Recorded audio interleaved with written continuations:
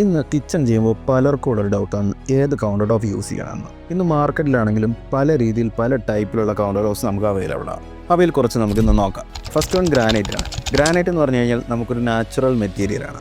അതുകൊണ്ട് തന്നെ ഇത് നമുക്ക് 16mm ആൻഡ് 18mm ആ ഒരു തിക്നെസ്സിലായിരിക്കും നമുക്ക് അവൈലബിൾ ആകുന്നത്. ഇതെന്ന് പറഞ്ഞാൽ ലിമിറ്റഡ് ആയിരിക്കും ഇതിൻ്റെ കളേഴ്സ്, അതായത് കുറച്ച് കളേഴ്സ് മാത്രമേ ഉണ്ടാവുള്ളൂ.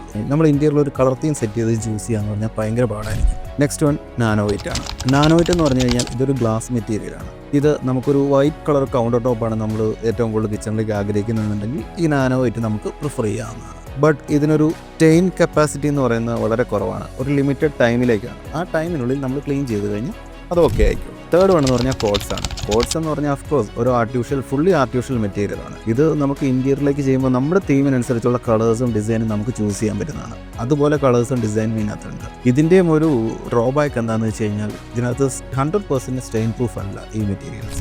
ഫോർത്ത് വൺ സെറാമിക് ആണ്. സെറാമിക്കിൻ്റെ ഒരു പ്രത്യേകത എന്താണെന്ന് വെച്ചാൽ ഇത് പല തിക്നെസ്സിലും നമുക്ക് അവൈലബിൾ ആണ്.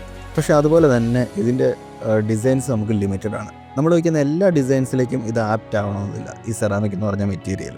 നെക്സ്റ്റ് വൺ ഓഫ് കോഴ്സ് നമുക്ക് സ്റ്റെയിൻലെസ് സ്റ്റീലാണ്. സ്റ്റെയിൻലെസ് സ്റ്റീൽ കൊണ്ട് കൗണ്ടർ ടോപ്പ് ചെയ്യുന്നത് വളരെ കുറവാണ്. അതെന്താണെന്ന് വെച്ചാൽ ഇത് എക്കണോമിക്കലല്ല. ഒന്നാമത്തെ കാര്യം, ഇത് മെയിൻ്റെനൻസ് കുറച്ച് പാടാണ് ആക്ച്വലി സ്റ്റെയിൻലെസ് സ്റ്റീൽ എന്ന് പറയുന്നത്.